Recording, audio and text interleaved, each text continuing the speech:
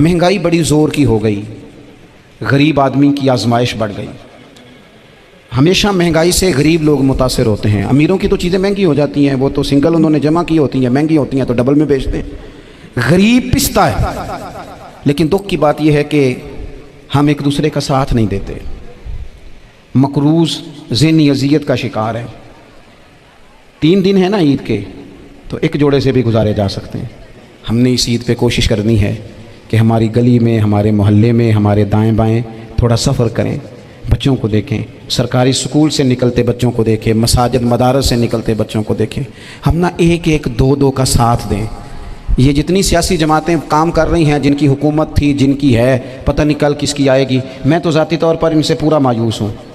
मुझे तो नहीं लगता कि जितने लोग आज तक हुकूमत कर चुके हैं, बार बार आते हैं या पिछली हुकूमत गई है, इनके पास कोई प्लान ही नहीं है। ये तो बेचारे एक दूसरे की टांगें खींचने के अलावा ना कुछ कर सके हैं, ना उम्मीद है कुछ करेंगे। लेकिन गरीब की तकलीफ़ बढ़ गई है। मेरे पास 20 लोग आते हैं, आते तो वो दुआ का कहने हैं, आते तो सिर्फ ये बताने हैं कि इस मुश्किल में हूँ, दुआ करना। लेकिन दोस्तों, लोगों की बातें सुन के बड़ी तकलीफ़ होती है। हम क्या किसी की मदद कर सकते हैं? हमारे लिए तो मदारस चलाने मुश्किल हैं, लेकिन लोग अज़ियत का शिकार हैं। ज़हनी कर्ब के नीचे लोग आ गए। इतनी बड़ी अज़ियतें खड़ी कर दी गई हैं। थोड़ा थोड़ा देखो, 2 का खाना 3 भी तो खा ही सकते हैं ना, 3 का खाना 4 भी तो खा ही सकते हैं ना। मेरे महबूब ने हमें ये नहीं कहा था ज़्यादा गोश्त पकाना, बल्कि रसूल पाक ने तो रंग ही बड़ा सादा दिया है। करीम ने फरमाया, आयशा शोरबा ज़रा ज़्यादा कर लो, पड़ोसियों को भी सालन दे देंगे। थोड़ा शोरबा ज़्यादा कर लो, इसी को बढ़ा लो, थोड़ा शोरबा बढ़ा लें, थोड़ा थोड़ा एक दूसरे की मदद करें, दस्त शफ़क़त रखें। गलियों में सुनसान लोग, अब तो लोग एक दूसरे से दुख भी नहीं कहते, वो कहते हैं देना किसी ने है कुछ नहीं, और तमाशा अलग से बन जाएगा। दोस्तों, हमने खुद एक दूसरे का हाथ बटाना है। जो लोग साहिब सरबत हैं, देखो एक ही बाप की औलाद होती है, एक को अल्लाह बड़ा नवाज देता है, 2-3 कमज़ोर रह जाते हैं। उसको चाहिए वो दूसरों पे दस्त शफ़क़त रखे। एक गली में सारे लोग एक ही कबीले के, एक ही इलाके के, एक आगे निकल गया है, उसे चाहिए वो दूसरों का ख्याल करे। ये ज़रूरी नहीं कि सामने वाला आपका शुक्रिया भी अदा करे। हज़रत आयशा सिद्दीक़ा रज़ी अल्लाह ताला अन्हा, अम्मा जी एक कनीज़ रखी हुई थी, हज़रत उस्मान गनी ने दी थी कि आपकी खिदमत करेंगी। तो वो कनीज़ कहती है कि अम्मा जी तो मेरी भी रोटियां पका देती थी, वो तो मेरे लिए भी खाने का अहतमाम कर देती थी। लेकिन कोई दरवाज़े पे अगर मांगने आता तो हज़रत आयशा सिद्दीक़ा मुझे कहती इसे खैरात दे आओ। तो मैं कहती अम्मा जी ये काम तो लोग दौड़ के करते हैं और आप ये मुझे कह रही है मैं कर दूँ? तो हज़रत आयशा फरमाती जब कोई बंदा किसी को देता है तो वो शुक्रिया अदा करता है। मैं चाहती हूँ वो शुक्रिया भी तेरा ही अदा कर जाए, मैंने जो अजर लेना है वो रब की बारगाह से लेना है। तो हमारे यहाँ कुछ लोग समझते हैं कि सखावत सिर्फ रमज़ान में ही करनी है, और रमज़ान में सवाब ज़्यादा है, वरना राशन वंडन वाले लोग को ईदों बाद भी भूख लग दीजिए, ईद के बाद भी उसी तरह ही गरीब के साथ पेट होता है, लेकिन तवज्जो नहीं। इल्म का लुग़वी माना जानने के होते हैं। इल्म हासिल किया जाता है किसी चीज़ की मारिफत को हासिल करने के लिए। जब हम कोई इल्म हासिल करते हैं तो हम ये चाहते हैं कि हमें उस चीज़ के नफ़ा और नुकसान का पता चल जाए। और जब हम दीनी इल्म हासिल करते हैं तो उसका मकसद ये होता है कि हमें रज़ाइल और खसाइल इन दोनों की खबर हो जाए। खैर क्या है, शर क्या है, उसमें तमीज़ का मलका हमें नसीब हो जाए। अच्छाई और बुराई खुलकर हमारे सामने वाज़े हो जाए, ये मकसूद होता है इल्म से। इल्म से, तालीम से मकसद ज़्यादा बातें करना नहीं होता। एक आदमी बहुत ज़्यादा बातें करता है तो शायद बड़ा आलिम है, एक शख्स बहुत ज़्यादा गुफ्तगू करता है तो उसके पास मालूमात ज़्यादा, ऐसा नहीं। बल्कि हज़रत अब्दुल्लाह इब्न मसूद रज़ी अल्लाह ताला अन्हु से जब किसी ने पूछा था कि बड़ा आलिम कौन होता है, तो आप फरमाने लगे जो रब से ज़्यादा डरे वो बड़ा आलिम है। और दलील उन्होंने ये दी कि अल्लाह करीम ने कुरान मजीद में फ़रमाया है कि इन्नमा यख्शल्लाह मिन इबादिहिल उलमा, अल्लाह के बंदों में से जो आलिम हैं वो रब से डरते हैं। तो दीनी तालीम, उसकी मालूमात हासिल करने की कोशिश करें, सही करें। कुरान मजीद की एक आया करीमा का कुछ हिस्सा जो मैंने तिलावत किया, उसमें अल्लाह करीम ने फ़रमाया अपने महबूब से, कहा वकुर रब्बि ज़िदनी इल्मा, ए महबूब आप मेरी बारगाह में ये दुआ मांगें, आप ये अर्ज़ करें कि ए रब मेरे इल्म में इजाफ़ा कर दे, ए मालिक मेरे इल्म में इजाफ़ा कर दे। बहुत सारी चीज़ें ऐसी होती हैं जिनकी ज़्यादती ठीक नहीं होती, वो ज़्यादा हो जाए तो नुकसान करती हैं।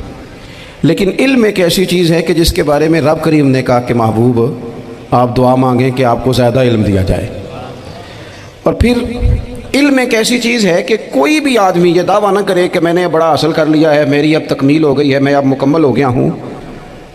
جن کو اللہ نے غیب کے خزانوں کی کنجیاں دی ہیں نا، ان سے بھی رب کریم نے کہا ہے کہ محبوب آپ دعا کریں کہ مالک میرے علم میں اضافہ کر دے۔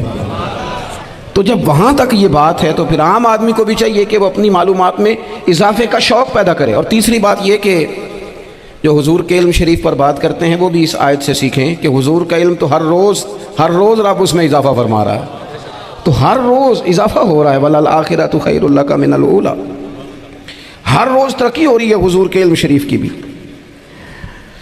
تو ہمارے ہاں زیادہ تر لوگ بات اس لیے سیکھتے ہیں کہ میں کوئی کہیں سے مسئلہ سیکھوں گا پھر جا کے اپنی مسجد کے امام کو تنگ کروں گا کہ وہاں تو میں یہ سن کے آیا ہوں تو یہاں یہ کام کیوں نہیں ہوتا۔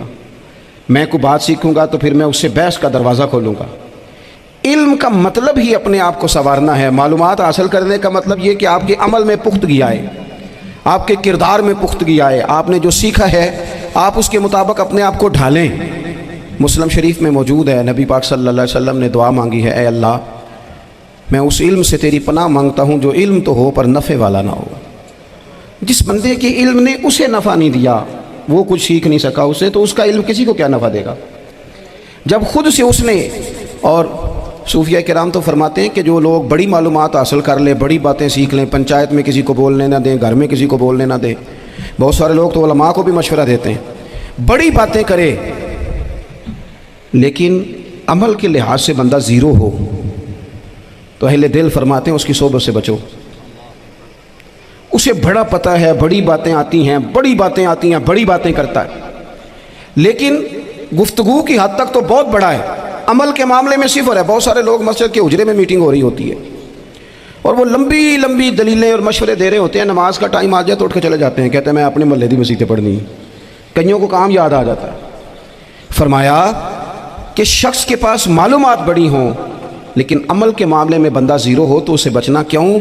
اس لیے کہ اگر پڑھا لکھا آدمی بے عمل ہونا تو وہ اپنی بے عملی پر بھی دلیلیں پیش کرتا ہے۔ وہ کہتا ہے میں یہ کام نہیں کرتا تو یہ میرے پاس دلیل ہے، وہ تو بے عملی کو بھی مزین کر دے گا معاذ اللہ۔ تو دینی تعلیم ایک تو حاصل اس لیے کریں کہ ہم نے اپنے آپ کو سنوارنا ہے، اور دوسرا علم کا شوق طبیعت میں ہو۔ دیکھیں نا، اللہ کے حبیب صلی اللہ علیہ وسلم نے فرمایا ہے کہ جو علم کے رستے پہ چل پڑا وہ جنت کے رستے پہ چل پڑا ہے۔ جمعوں میں، محفلوں میں کانوں کے ذائقے کے لیے نہ آئیں، اس لیے آئیں کہ میرے علم میں، میرے عمل میں یہ کوئی اضافے کی بات بنے گی، میں کوئی نصیحت حاصل کروں گا تو میرے دل کا زنگ اترے گا۔ ہمارے ہاں یہاں لوگ مزے کے لیے آتے ہیں اور آج کل لوگ فوٹو کے لیے آتے ہیں۔ ان دو کاموں سے نکل کر خالص اصلاح کی نیت سے علم کا شوق، ہمارے ہاں تیزی سے ایک حرکت کی گئی، علماء کا وقار خراب کیا گیا اور لوگوں کو دینی علوم سے دور کیا گیا، اور اس میں بعض بیچارے واعظین اور خطباء نے بھی کردار ادا کیا جب جعلی پیر کی تعریفیں کھول کے کیں، اور اسے پتہ نہیں کہاں تک۔ یہ اسٹیج جو ہوتے ہیں نا، ان میں کوئی بندہ اچھا لگے بھی تو اس کے لیے دعا کرنی چاہیے، تعریفیں نہیں کرنی چاہیے۔ تعریفیں اس کا کوئی فائدہ نہیں ہے، اس بندے کو تو دعا کا فائدہ ہے، اگر آپ کو اچھا لگ رہا ہے تو اسے دعا دیں، اس سے زیادہ کچھ نہیں کریں۔ اور ہمارے ہاں جناب وہ نقیب محفل بیچارے کی شامت آ جاتی ہے اگر تعریفیں تھوڑی کرے تو، کہتے ہیں انہوں تو نام ہی نہیں لینا ہوتا، وہ بھائی اس کے نام لینے سے آپ کا قد اونچا ہوتا ہے۔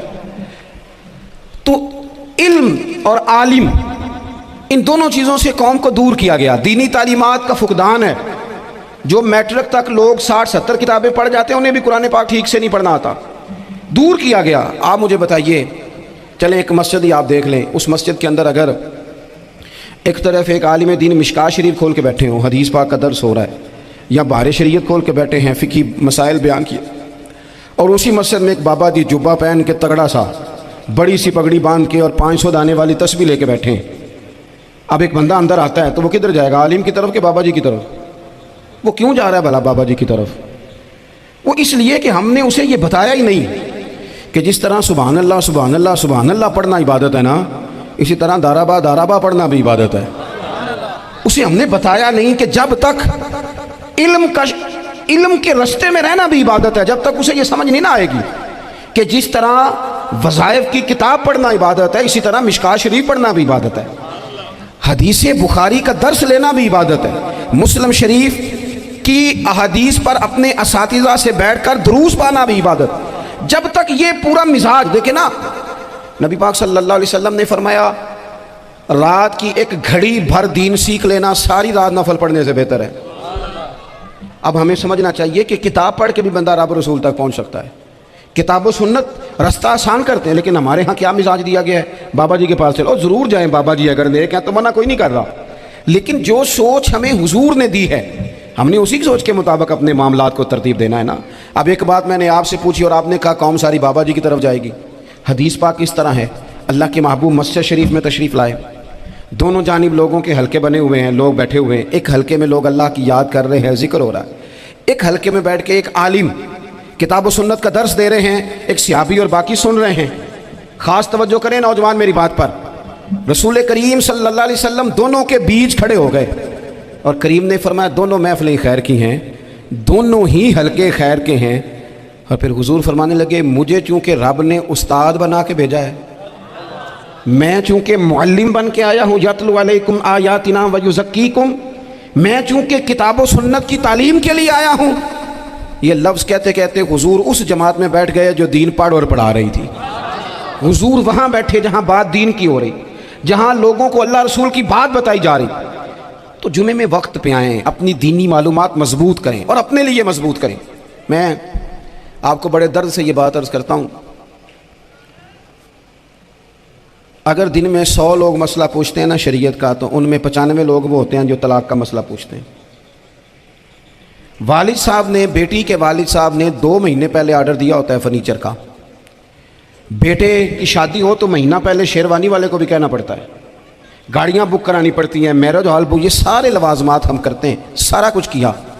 گاڑی سے گھر بسنا ہے، میرج ہال سے بسنا ہے، فرنیچر سے بسنا ہے، ہم نے سارا کچھ ان کو بتایا۔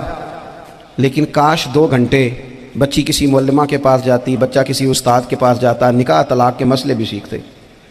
میں دعوے سے کہتا ہوں اگر ہمیں پتہ چل جائے کہ 3 طلاقیں اکٹھی نہیں دینی چاہیے، کیونکہ دے دیں تو ہو جاتی ہیں، اگر ہمیں سمجھ آ جائے کہ نہیں دینی چاہیے، یہ مسئلہ بیان ہو، اور یہ والے مسئلے ہم محفلوں میں بھی نہیں بیان کر سکتے، اس لیے کہ لوگ کہیں گے مسئلہ تو وہ بیان کریں جس پہ نعرے لگیں گے، آپ قوم کو یہ کیا بتا رہے ہیں، یہ تو چھوٹا عالم بتاتا ہے معاذ اللہ اس طرح کی باتیں، تو بڑی بڑی کوئی نقطے کی بات بتائیں۔ اور اس طرح ہمارے ہاں وہ 1 گھنٹہ پہلے نہیں کہتے تگڑے ہو جو میں جملہ دینے لگا، وہ پتہ نہیں جملہ آ رہا ہے کہ ایٹم بم آ رہا ہے، تیار ہو جاؤ، جو میرا جملہ ضائع نہ کرنا، ادھر بھاگ کے چلا گیا ادھر بھاگ کے آ جاؤ، اللہ جانے وہ جس طرح کبھی لگتا ہے نا پٹاری سے، اللہ جانے کیا نکلے گا، میں جملہ دینے لگا ہوں۔ تو میں کہتا ہوں تو آرام سے بیٹھ کے بھی جملہ دے دے، تیرے جملے سے کیا نکلے گا، اور تو جملہ نہ دے ہمیں کوئی آیت دے، تو جملہ چھوڑ ہمیں کوئی حدیث پاک سنا۔ یعنی ہر نقیب، ہر خطیب، ہر نعت خواہ اٹھ کے کہتا ہے سارا قرآن ہی حضور کی تعریف ہے۔ اور بھئی اگر سارا قرآن حضور کی تعریف ہے تو چاند آیتیں پڑھ دے، پھر تو بھی تو نے پڑھی تو ایک بھی نہیں اور تو کہتا جا رہا ہے سارا قرآن ہی حضور کی تعریف ہے۔ یہ والی تعریف بھی تو سنانا قوم کو، جو یہ بچے ان کے استاد انہیں سکھا رہے ہیں اور یہ سیکھ رہے ہیں، اس طرف بھی تو سفر کریں۔ تو میرے عزیز، اگر لوگوں کو مسائل کا پتہ چلے تو سینکڑوں گھر بچ جائیں تباہ ہونے سے، بڑے بڑے گھر بچ جائیں، لیکن مسائل نہیں آتے۔ میرے پاس مسئلہ پوچھنے کے لیے کچھ لوگ آ گئے، تو 4-5 سال کا بچہ بھی تھا جس کے والد نے غصے میں اپنی بیوی کو 3 طلاقیں دی تھی، تو چھوٹا سا بچہ، کپڑے بھی پھٹے پرانے، اور حالت بتا رہی تھی کہ غریبی ہے۔ تو جب میں نے مسئلہ بتایا کہ 3 طلاقیں ہو گئی ہیں تو واپس جانے لگے، تو بچہ مجھ سے کہتا ہے، دیہاتی آدمی تو کہنے لگا مولوی صاحب میری اماں تے نانی کہنی ہے سن پوچھ کے آئی آپ کہ ہن اسی علیحدہ علیحدہ ہی رہنا ہے۔ تو اس بچے کی نونہال کی وہ کیفیت دیکھی تو میں رو پڑا۔ میں نے کہا یار یہ بچہ بیچارہ ماں باپ کے ہوتے ہوئے یہ یتیموں جیسی زندگی گزارے گا کیونکہ باپ نے طلاق دے دی۔ کس طرح مسائل نہیں بتائے لوگوں کو، تعلیم سے آگاہی نہیں کیا۔ اور اس میں بہت بڑا ظلم ہے ان لوگوں کا بھی جو جنازے پہ کھڑے ہو کے تو کہہ دیتے ہیں، میری طرح کے لوگ اچھے علماء کی بات نہیں کرتا، وہ کہہ دیتے ہیں دیکھو جن لوگوں کو جنازہ نہیں آتا، بھئی آپ نے کس دن عشاء کے بعد کلاس لگائی تھی جنازہ سکھانے کی؟ یہ تو آپ نے کہہ دیا لوگوں کو قرآن کی ٹھیک نہیں آتا، تو یہاں تو بیچاری بیبیاں جن کو صحیح پڑھنا نہیں آتا وہ مشن بنا لیتی ہیں کہ میں نے اتنے 100 کو قرآن پاک پڑھانا ہے، بیوہ ہو گئی ہوں، طلاق یافتہ ہو گئی ہوں، ساری زندگی قرآن پڑھاؤں گی۔ ہم کیوں یہ مشن نہیں بناتے، کیوں اس طرف سفر نہیں کرتے؟ ایک تو دینی معلومات میں، دینی علوم میں اپنے آپ کو لگائیں اور ذوق پیدا کریں کہ جو چیزیں مجھے نہیں آتی میں نے وہ سیکھنی ہے، جو معاملات مجھے نہیں آتے میں نے ان کی طرف سفر کرنا ہے۔ ایک تو اپنا یہ مزاج بنائیں، اور جب آپ دینی علوم سیکھتے ہیں تو پتہ ہے کون سا منظر قائم ہوتا ہے منظر وہ بنتا ہے کہ حضرت ابو ہریرہ بھی دین سیکھا کرتے تھے، حضرت عبداللہ ابن عمر بھی اصحاب صفہ میں رہا کرتے تھے، حضرت انس بن مالک بھی رہا کرتے تھے، اور ایسا منظر بنتا ہے کہ حضرت سیدہ خدیجہ الکبریٰ رضی اللہ تعالیٰ عنہ فرماتی ہیں سیدہ فاطمہ حضور کی گود میں بیٹھی ہوتی تھی اور نبی پاک سے باتیں پوچھتی تھی، اور حضور انہیں بتا رہے ہوتے تھے۔ سیدہ عائشہ حضور سے دین کی باتیں پوچھتی۔ چوتھا حصہ ہماری فقہ کے اصول حضرت فاطمہ کی، حضرت عائشہ صدیقہ کی مرویات پر مبنی ہیں۔ اگر ہماری بچیاں چھوڑ دیں ڈائجسٹ پڑھنا، چھوڑ دیں ادھر ادھر کی مووی دیکھنا، اور وہ کتاب و سنت پر آ جائیں، تو بہت سارے مسائل ایسے ہیں جو الجھنے سے پہلے ہی سلجھے ہوئے ہوں۔ دینی تعلیم کا مزاج اور ذوق۔ اور دوسری آیت کریمہ میں نے تلاوت کی، اللہ کریم نے قرآن مجید میں فرمایا یا ایھا الذین آمنوا قوا انفسکم واہلیکم نارا، اے ایمان والو خود بھی دوزخ کی آگ سے بچو اور اپنے گھر والوں کو بھی بچاؤ۔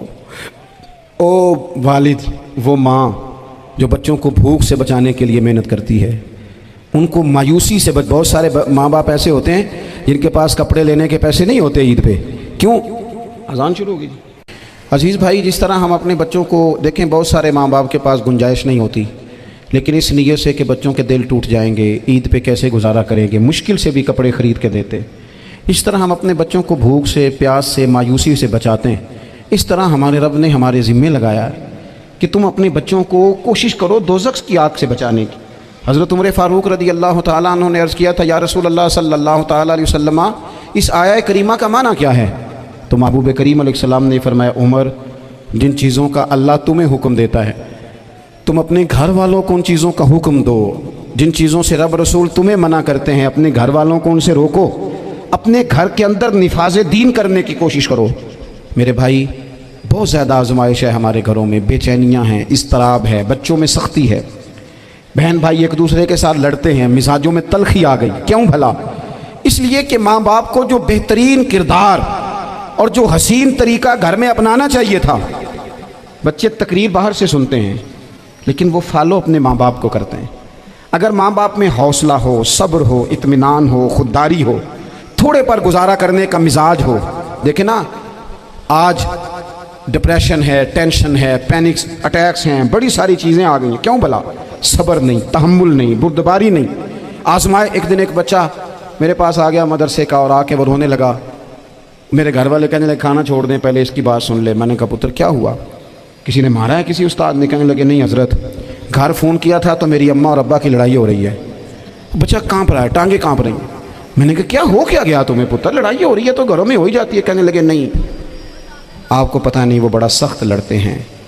میرے والد جب میری والدہ کو مارنے کے لیے آگے بڑھتے ہیں تو ہم سارے چار پائیوں کے نیچے چھپ جاتے ہیں، ہمیں خوف آتا ہے، وہ منظر خطرناک ہوتا ہے۔ یہ کون تکلیف دے رہا ہے اپنے بچوں کو؟ یہاں بیٹھے ہمارے ہاں میلوں دور رہتے تھے اس کے گھر والے، تو وہ تکلیف میں تھا، تو گھر میں کیا کیفیت ہوگی؟ اگر حوصلہ ہو، صبر ہو، قناعت ہو، اللہ کے دیے ہوئے تھوڑے رزق پر ہمیں راضی رہنا آتا ہو، ہمارے گھروں میں سکون آئے، اطمینان آئے، ہم جو زندگی بڑی خوشی خوشی گزار سکتے ہیں۔ ہمارے مزاجوں کا لالچ، ہماری طبیعتوں کی بے راہ روی، ہماری جھوٹی انا کا بت، ان ساری چیزوں کو ختم کر دیتا ہے۔ اپنی زندگی کے اندر اگر ہم وہ کردار اپنے بچوں کو دیں، جس کردار میں موبائل بھی ہو، جس میں گھڑی بھی ہو، جس میں پیسے بھی لا کے ابا دراز میں رکھتا ہو، لیکن والد کا گھر میں مصلی بھی موجود ہو، اس کی کوئی تسبیح بھی ہو، وہ یہ بھی کہتا ہو کہ خدا نے اپنے فضل سے آج 5000 دیا ہے تو اس میں 1000 غریبوں کا بھی ہے، اس میں تھوڑا سا میں نے اللہ کی رضا کے لیے بھی رکھا ہے۔ اگر کوئی مشکل آ جائے تو وہ باپ اور ماں کو صبر کرتا ہوا دیکھتے ہوں، اگر ایک باپ بات کرے تو دوسرا برداشت کرتا ہو۔ خدا را اپنی اولادوں کو اس اذیت کا شکار نہ کرو۔ اپنے گھروں کے اندر وہ خودداری، وہ پیار، وہ وقار، وہ محبت، وہ انداز۔ آپ تھکے ہوئے ہیں، کوئی شک نہیں، آپ بہت سارے مسائل کا باہر شکار ہوں گے، کوئی شک نہیں، لیکن آپ باہر سے تھک کے آئے ہیں، اور اگر آپ باہر اپنی فیکٹری کے مالک ہیں اور دفتر کے بڑے ہیں تو گھر میں بھی تو آپ بڑے ہیں نا، آپ کی ماں بھی تو انتظار کر رہی ہے، اس نے بھی تو دکھڑا سنانا ہے نا آپ کو۔ آپ یہ دیکھیے کہ آپ کے بچے بھی تو انتظار کر رہے ہیں، وہ چاہتے ہیں کہ ابا آ کے بیٹھیں تو ہم ان کے سینے پہ چڑھ کے تھوڑا کھیلیں۔ آپ کی اہلیہ منتظر ہیں، کچھ باتیں بیوی کسی اور سے نہیں کہہ سکتی، صرف اپنے شوہر سے کہتی ہے، لیکن وہ تو آتے ہی جلال میں آ گئے صاحب، وہ کہنے لگے تو بڑی نالائق ہے، میں تھکا ماندہ آیا ہوں اور تو نے مجھے کہانی سنا دی ہے۔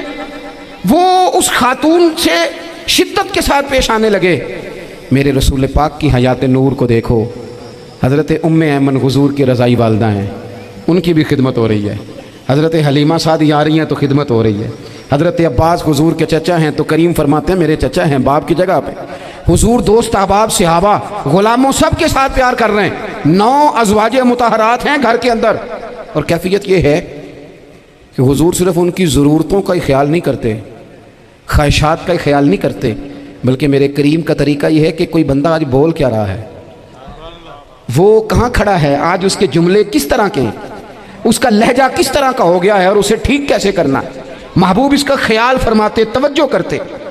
میں کہتا ہوں کہ ہم سب کو شوق آیا ہے آرام کرنے کا۔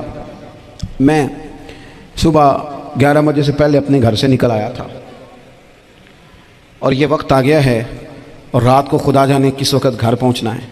کئی دفعہ کیفیت یہ ہوتی ہے کہ گاڑی سے اترتے ہیں تو پھر دل کرتا ہے کہ کوئی اٹھا کے چلائے نا کبھی، اس کے باوجود بہت سارے لوگ ناراض رہتے ہیں کہ ہم سے مل کے نہیں گئے، فوٹو نہیں کھنچوا کے گئے، فلانی جگہ چائے نہیں پی کے گئے۔ یہ تسلسل ہے، لیکن میں جتنا مرضی تھکا ماندہ گھر جاؤں گا نا، کبھی ایسا نہیں ہوا کہ میں گھر جاؤں تو بڑی ٹینشن میں جاؤں۔ میری گھر والی ایک دن مجھ سے کہنے لگی آپ نے کبھی نہیں کہا کہ میں تھکا ہوا آیا، بندہ تھک بھی تو جاتا ہی ہے نا، کبھی کہاں کرے نا۔ میں نے اسے کہا پتہ کیوں نہیں کہتا، اس لیے نہیں کہتا کہ میں نہیں چاہتا کہ میرے بچے یہ کہیں کہ ہم نے دین نہیں پڑھنا، ہمارا باپ تو بڑی مشکل میں ہے۔ ہم اپنے کام کے بارے میں اپنے گھر میں شکوے کرتے ہیں، آپ کسی بچے سے پوچھ لیں کون سا کام کرنا ہے کہ اندر جڑا ابا جی کر دے رہے ہیں وہ نہیں کرنا، کیوں کہ ابا جی ہر روز تو کہتے ہیں میں بڑا الجھ گیا ہوں، یہ کام بڑا مشکل ہے۔ میں چاہتا ہوں کہ میں اپنے بچوں کو یہ بتاؤں کہ پتر میں تو جدھر جاتا ہوں پھول ہی پھول ہیں، میں تو جدھر سے گزرتا ہوں محبت ہی محبت ہے، میں تو جدھر سے دیکھتا ہوں دعائیں ہی ملتی ہیں، تاکہ ان کا شوق پیدا ہو۔ میرے عزیز آپ تھوڑا سا دل بڑا کریں، اگر آپ ایک کی وجہ سے پورا گھر سکون میں آ جاتا ہے تو آپ دل بڑا کیوں نہیں کرتے؟ جگہ ڈھونڈتے ہیں بس مجھے کوئی تنگ نہ کرے، کوئی میری باپ ماں بدولت کو کوئی پریشان نہ کرے۔ بخاری شریف سنیے، حضرت عائشہ صدیقہ رضی اللہ تعالیٰ عنہ بیٹھی ہیں، حضور فرمانے لگے عائشہ آج ایک بات نہ بتاؤں تمہیں؟ یا رسول اللہ بتائیے۔ حضور فرمانے لگے جب تم مجھ سے ناراض ہوتی ہو تب بھی مجھے پتہ چل جاتا ہے، اور جب راضی ہوتی ہو پھر بھی پتہ چل جاتا ہے۔ تو حضرت سیدہ عائشہ صدیقہ بات سن کے بڑی خوش ہوئیں، یا رسول اللہ وہ کیسے؟ حضور فرمانے لگے کبھی کبھی تم قسم اٹھاتی ہو؟ یا رسول اللہ ہاں۔